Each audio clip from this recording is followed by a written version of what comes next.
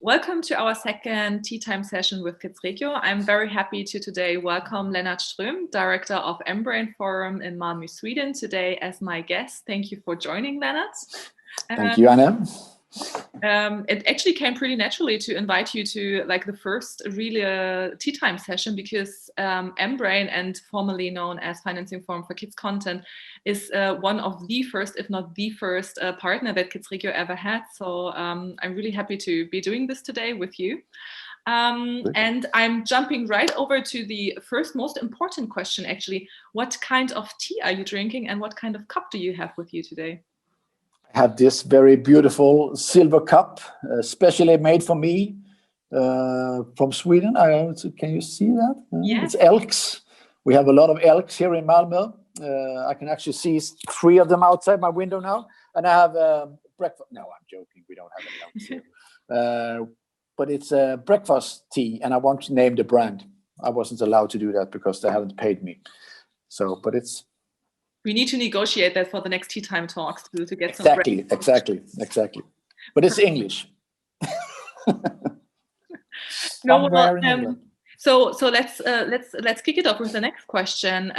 I would want to start with what is the overall atmosphere for children's film, for young audience content in Sweden, because already from a German point of view, where Kids Regio is based, we're always looking up to the Scandinavian countries, also to the Netherlands, and we have a huge feeling that you just do something that we don't do, that you have a different understanding of everything. So what do you think about that?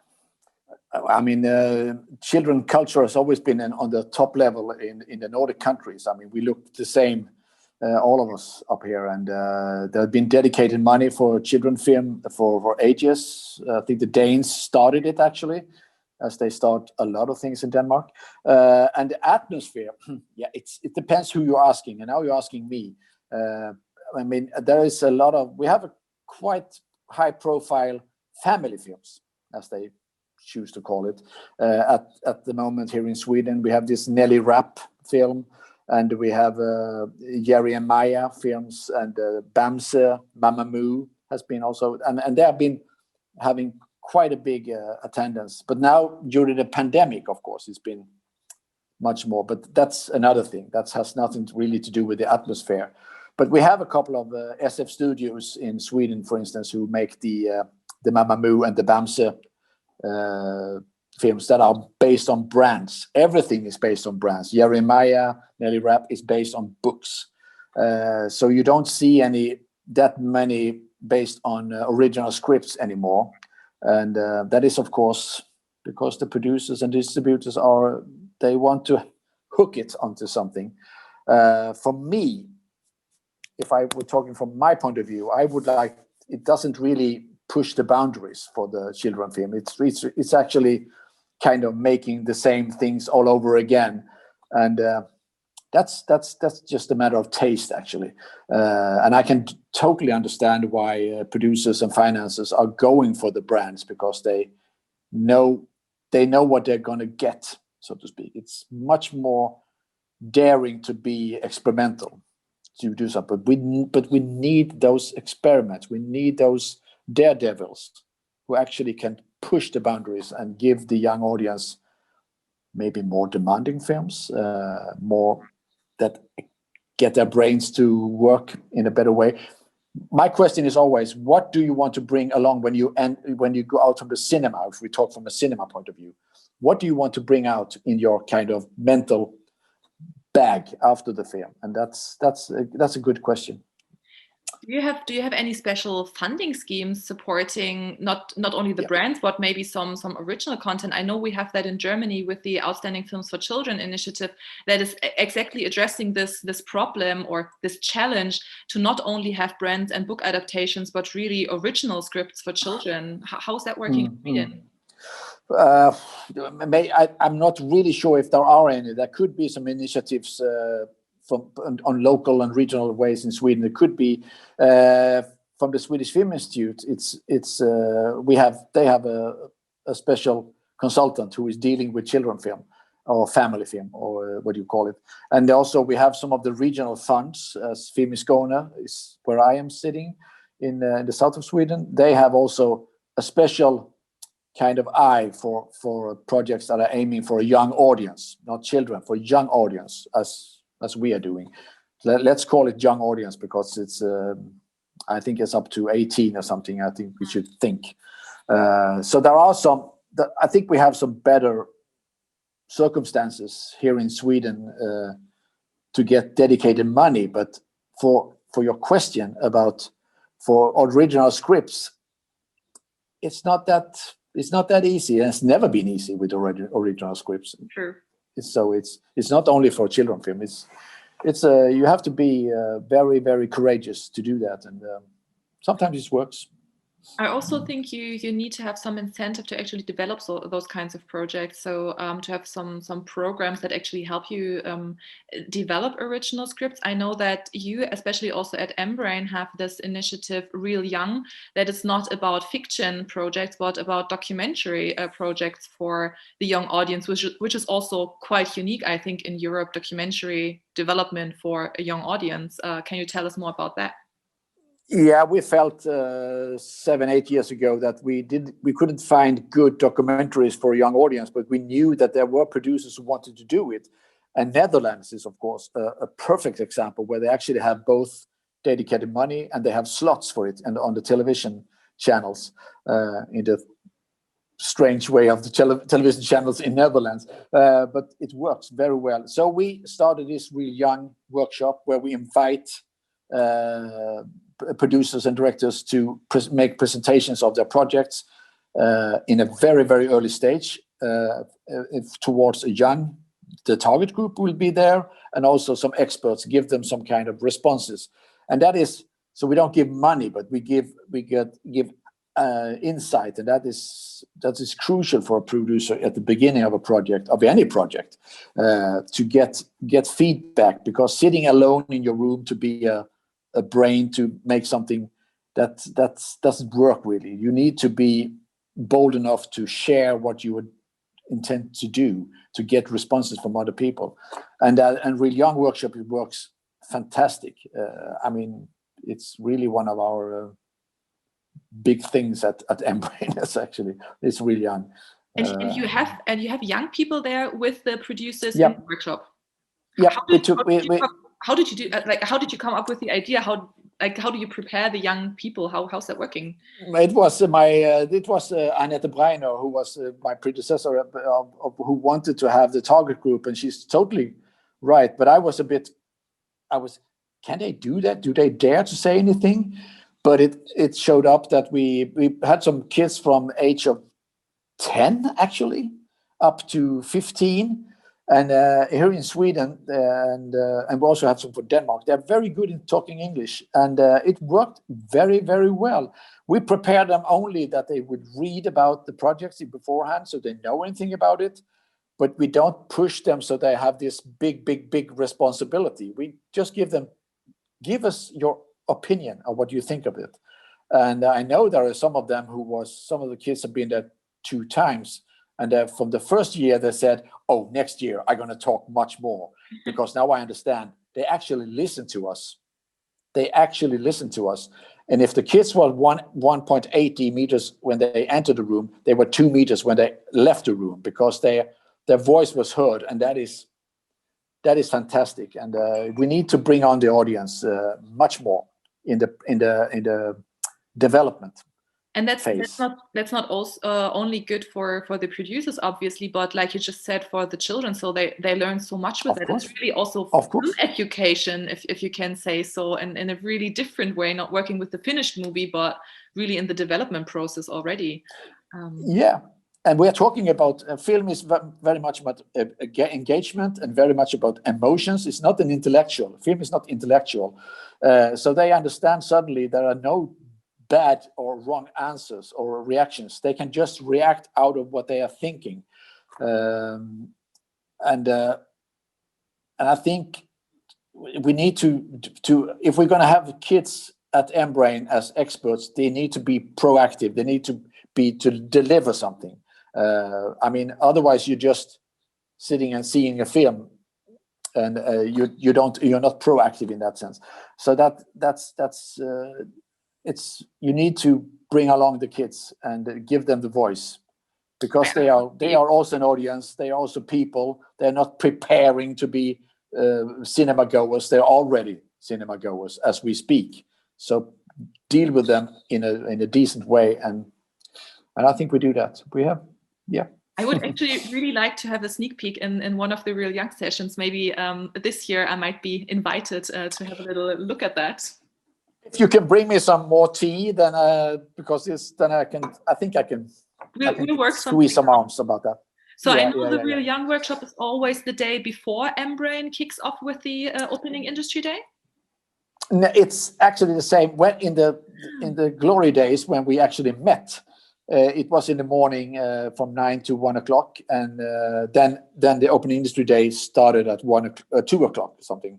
I don't remember the times now, but that's the morning. But now we're on virtual. We actually put the Brane on Monday, 15th, because it's a closed workshop, so it's not open for everyone. So we find out they could get more time for it. And this year we also have 8 projects instead of 6 projects because they were so good projects. So we do a sneak opening on Monday with the Real Young. With the Real Young. And we do it together with IDFA. I have to say we do it together with IDFA also because that's a good collaboration. Yeah, always having collaborations. Yeah. And then the day after, you're kicking off the digital version of Brane. How is this actually going this year? Can you give us a bit of background what Brane is? Because I think it's quite amazing that you have had that for such a long time in Sweden now as a project. Yeah, it's the 15th year we're doing it, and the beginning was actually that we wanted to bring along the producers and the financiers, decision makers. We want to put them into a room, lock the doors for 3 days, and then open it 3 days later and see what happened. I mean, a bit of a joke, but we need to create a platform for these people who want to do high quality content for a young audience. They need to meet. Not everyone thought that was a good idea. I was actually the one who came with the idea, but we started anyway, and it turned out to be a very good idea that you can meet people who are actually dealing with the same obstacles about how to tell a story for a young audience, because that's another way to tell a story. It is much more demanding. And it turned out well, and we got some good collaborations with Kids Regio, and we got IDFA as a collaborator. We got a lot of collaborators, and we got contacted by many people who want to collaborate with us. But we start up with this opening conference day that we call the opening industry day, and we do it together with you. And that is sometimes about new storytelling ways, about new distribution ways, about new way of new platforms. We have a digital area now. We're not TV and cinema anymore. There's a lot of other platforms. We have the mobile phones, and we have the domes are coming up. What are we going to show on the domes? How do you do with dome production? And I mean, so that is and the 2 other days are 26 projects are being pitched in front of decision makers from all over Europe. About this year, it's 60 decision makers actually. So that's quite good. It's easier this year because it's online, because people don't have to travel. So that's a good side of making an online. Even if I prefer to rubbing elbows with new and old friends, of course. I think we have all experienced that. There's pros and cons. Of course, you miss the direct contact to colleagues, but on the other hand, you can actually participate easier also from a bigger distance. You already talked about decision makers, so people investing, buying.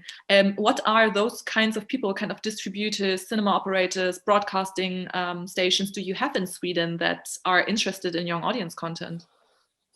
I mean, we have Swedish television is a big interest of children content, but they have up to 12, and then there's really nothing going on because the audience of the teenagers, they have left the old tradition of TV, so you don't see that much anymore. But I think they are. I mean, they are clever people at SVT, so they are trying to find a way to attract a young audience, but that is the hardest audience to attract, is the teenagers. They are they are unfaithful. If they saw a good film at SVT one night, it doesn't need that they come back the next night.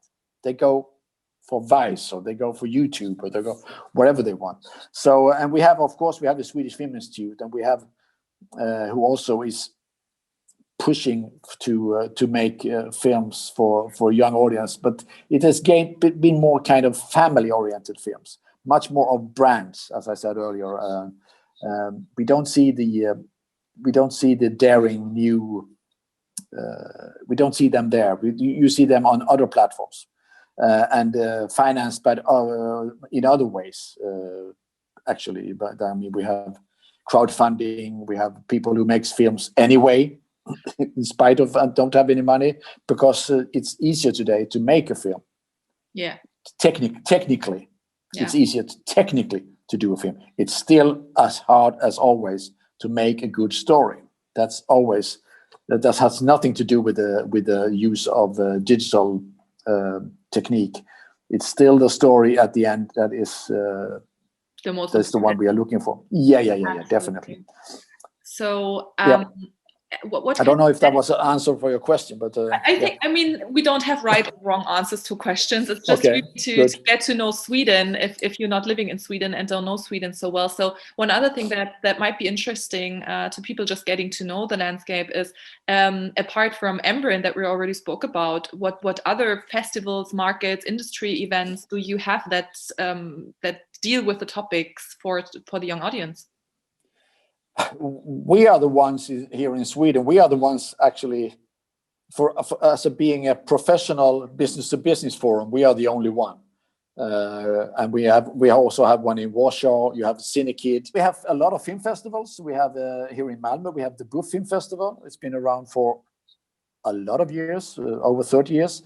We have Gothenburg has this Prisma. Children Film Festival. You have Stockholm Junior also in Stockholm, and we have a festival for only young people called what is the name? My God, in Trollhättan outside of Gothenburg, where Film Invest has. There is a big one for young creators, and I'm sorry the name dropped. That's okay. We're just going to put it in the information under the video. Exactly. So that's what we have, and we have a couple of regional film funds, of course, as I said, who is actually dedicating for promoting film education to young people to make films. We have a lot of talent schemes in Sweden, actually, both on national level and a regional level for young producers, especially.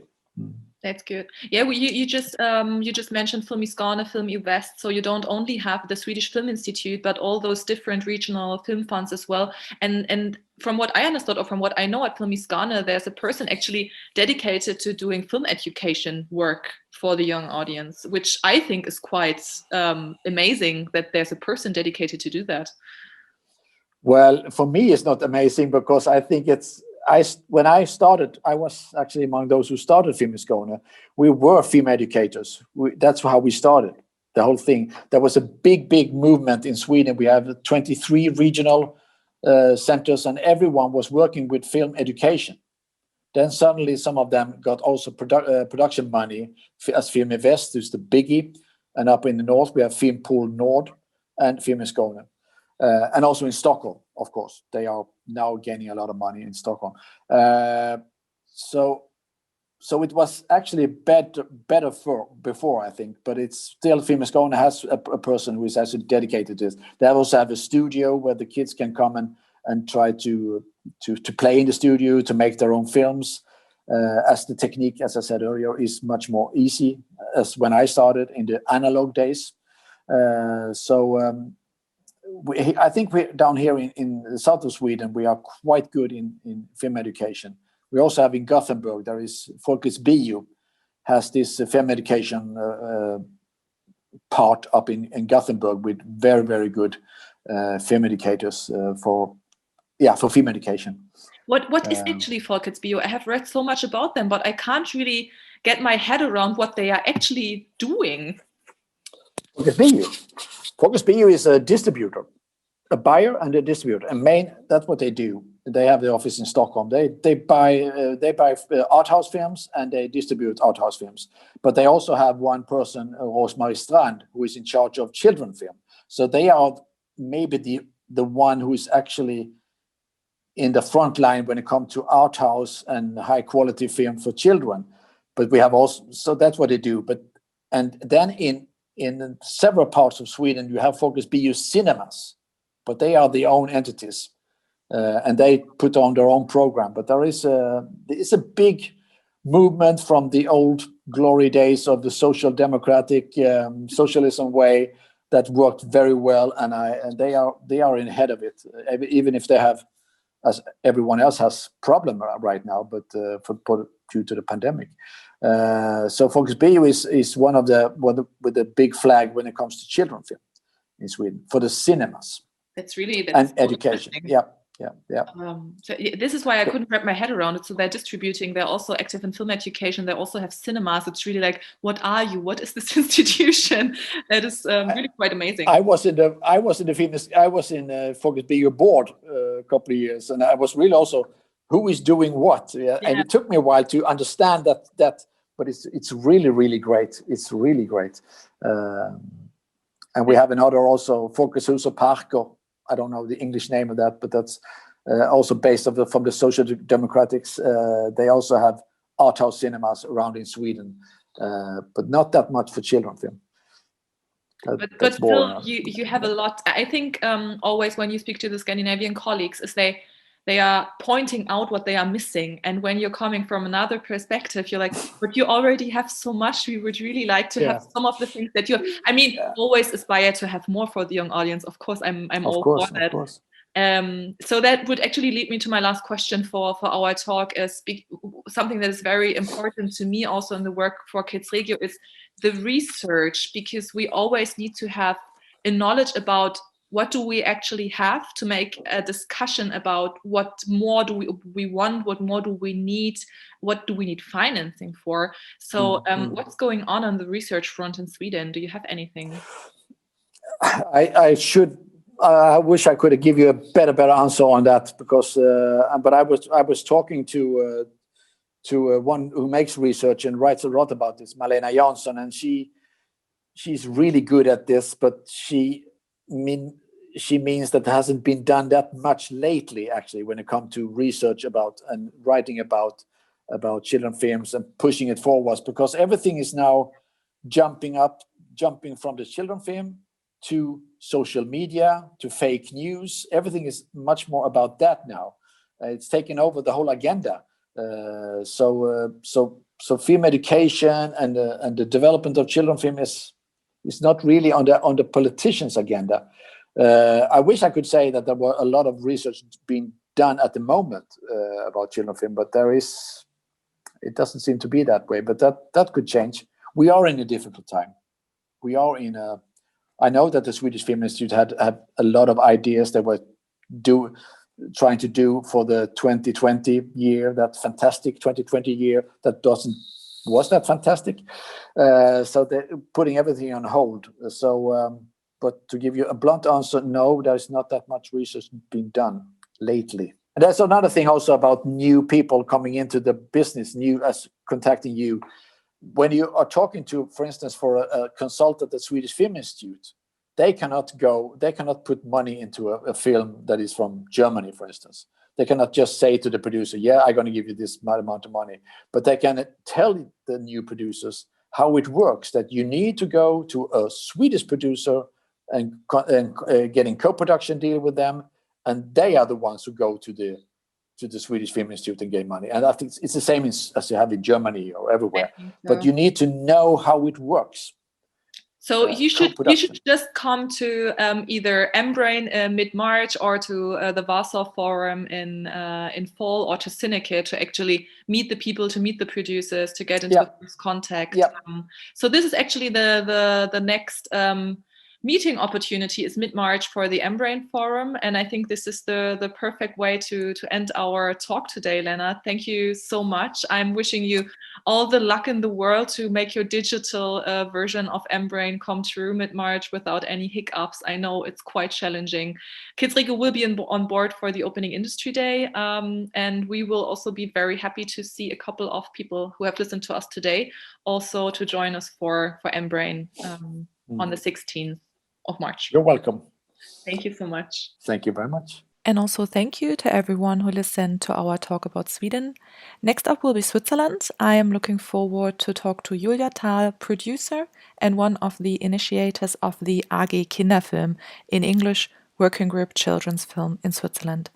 As usual, the March session will be up on the fourth Thursday, which is March 25th. So see you soon.